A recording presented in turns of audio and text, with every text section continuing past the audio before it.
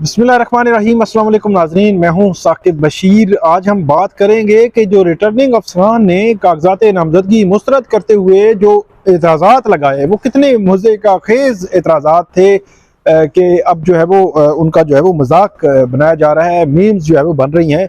पहले तो एक जो सोशल मीडिया का एक रवाज है वो बना देते हैं, लेकिन मैंने फैक्ट्स चेक करने की कोशिश की कि इसके पीछे वजूहात क्या हैं। दो तीन बड़े इंटरेस्टिंग और कमाल के और गैर मामूली एतराज़ात मैं आपको बताऊंगा कि, और एक जो उम्मीदवार हैं उनकी ख्वाहिश भी आपके सामने रखेंगे। एक जो एतराज़ है एक नौजवान पर, वो इंतहाई गैर मामूली है कि नौजवान भी जो है वो हैरान हो गया। और उसके बाद हम बात करेंगे कि जो कागजात नामजदगी है वो मंजूर होना भी शुरू हो गए हैं। मतलब जो शेख रशीद हैं उनके मंजूर हो गए हैं, एजाजुल हक हैं उनके मंजूर हो गए हैं, अलीम आदल शेख हैं कराची में उनके जो है वो मंजूर हो गए हैं, राजा बशारत रावलपिंडी से उनके मंजूर हो गए हैं, उमैर नियाजी के कल हुए थे। अब जो कागजात नामजदगी मंजूरी का जो सिलसिला है वो भी शुरू हो चुका है। सबसे पहले हम बात करेंगे एक ऐसे मामले की जिसमें एक यहाँ पे जो एहतशाम मेहरबान नामी एक उम्मीदवार थे, जो यहाँ पे उनके नॉमिनेशन मुस्तरद हुए तो यहाँ पे आए इस्लामाबाद हाई कोर्ट में। जस्टिस अरबाब मोहम्मद ताहिर जो इलेक्शन ट्रिब्यूनल हैं उन्होंने उसका केस जो है वो टेकअप किया। तो उन्होंने जब केस सुना तो उनके वकील ने कहा कि हमारे हवाले से दो तीन ऑब्जेक्शन लगाए गए थे। तो उन्होंने कहा बताएं। तो उन्होंने कहा जी ऑब्जेक्शन ये थे कि जो इन पर के डुअल नेशनल हैं, कोई इस तरह का था कि प्रॉपर्टी टैक्स नहीं दिया, और एक आध चीज इस तरह की थी। उन्होंने कहा हम इलेक्शन तो नहीं, मतलब इलेक्शन का मसला नहीं, चले डुअल नेशनल का इतराज लग गया तो इलेक्शन नाम ही लड़े तो मतलब वो तो अलग चीज है। लेकिन जो आरओ है रिटर्निंग अफसर, उसने हमारे नॉमिनेशन फॉर्म में लिख दिया है कि ये सादिक और अमीन नहीं है।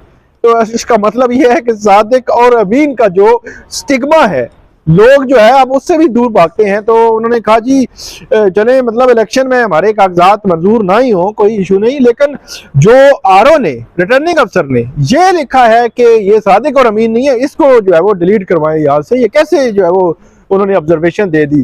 तो मतलब ये हर कैंडिडेट की अपनी अपनी तरजीहात है। उन्होंने कागजात जमा करवाए, ये लिखा गया, और उसके बाद उन्होंने कहा इलेक्शन तो ना लड़े लेकिन ये तो खत्म करवाएं कि मुझे कह रहे हैं कि आप सादिक और अमीन ही नहीं है। तो अदालत ने उनको कहा ठीक है जी, हम ये आरओ कैसे कह सकता है कि आप सादिक और अमीन नहीं है, या आरओ जो है ऐसी किस्म की ऑब्जर्वेशन नहीं दे सकता रिटर्निंग अफसर। तो उसके बाद उनकी जो दरखास्त थी उसको मंजूर कर लिया गया, और ये कहा गया कि इनके हवाले से जो लिखा गया है सादिक और अमीन नहीं है, ये आप इससे निकाल दें। तो बाहर जब निकले उनके वकला और वो जो उम्मीदवार थे बड़े खुश थे, वो बल्कि कह रहे थे कि आज शाम जो है मिठाई चलेगी। तो ये भी एक डिफरेंट नेचर की एक यहाँ पे मामला आया था हाई कोर्ट में इलेक्शन ट्रिब्यूनल के सामने। अब दूसरा जो मामला है वो इंतहाई वो भी दिलचस्प है।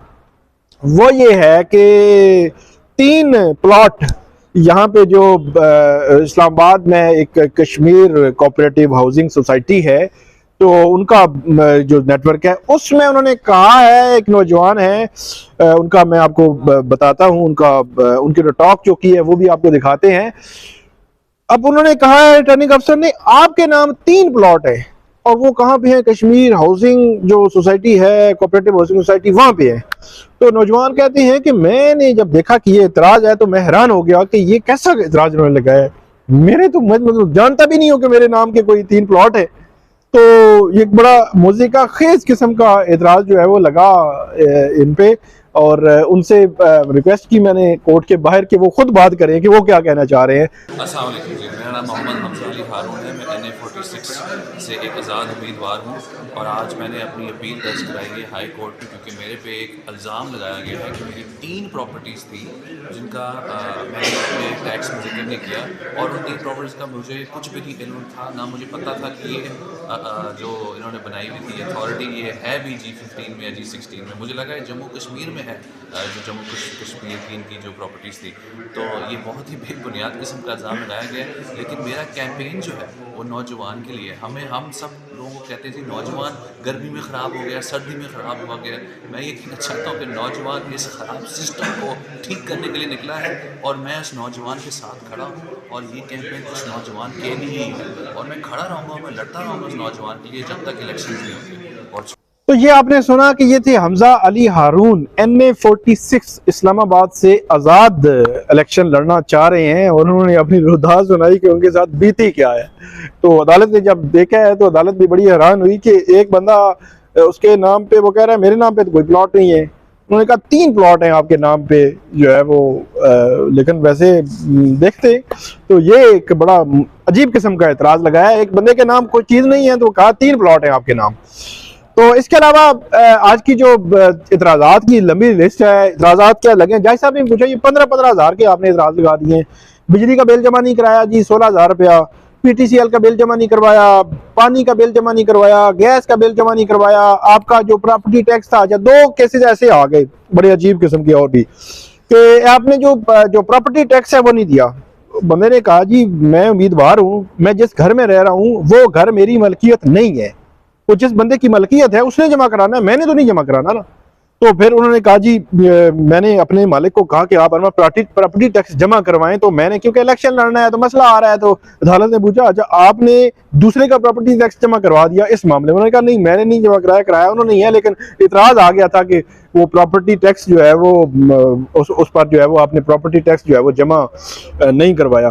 तो ये इतराज़ात थे, किसी का 25,000 बिल है, किसी का 20,000 बिल है और किसी का प्रॉपर्टी टैक्स वाला, किसी FIR है जी। FIR में वो कहते हैं इलियास मेहरबान थे, उन्होंने कहा 3 FIR है मेरे खिलाफ है, तो तीनों में नाम तो नहीं है मेरा कहीं पे भी, तो अब पुलिस कह रही है जी आपके नाम है, आपका मुस्तरद कर दिया है। तो ये तकरीबन 90% 95% जो है वो बड़े मुज़िका खेज किस्म के इतराज़ात लगाए गए हैं जो रिटर्निंग अफसरान की जानिब से, और मेरा ख्याल है उनको डिफेंड करना मुश्किल होगा, आसान बिल्कुल नहीं होगा।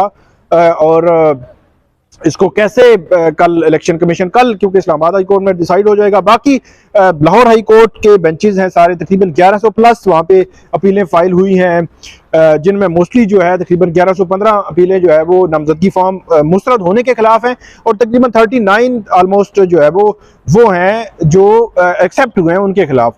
और इसके अलावा बाकी हाई कोर्ट में इस्लामाबाद हाई कोर्ट में तकरीबन 90 के करीब अपीलें फाइल हुई हैं।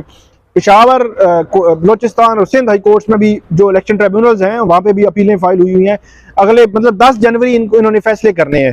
तो जो मेन कैंडिडेट्स हैं उनके PTI की अगर बात करें, उमैर नियाजी हैं, राजा बिशारत हैं, फवाद चौधरी में आज नोटिस हो गए हैं, शेख रशीद जो है वो उनके एक्सेप्ट हो गए हैं, उनको टिकट मिलेगा PTI का, यानी फवाद को टिकट मिलेगा फवाद चौधरी साहब को या नहीं। इसी तरह अलीम आदिल शेख हैं कराची से, उनके एक्सेप्ट हो गए हैं।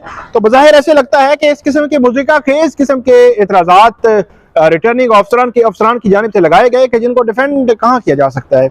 इस किस्म के इतराज़ात, आप 15,000 बिल नहीं जमा कराए तो आप बुलाएं, उसको कहें 15,000 बिल जमा करवा के रसीद दे, आप उसको एक्सेप्ट कर लें। ये इतराज़ात लगा के आपने ट्रिब्यूनल्स को भेज दिए हैं कि आप देखें इस मामले को।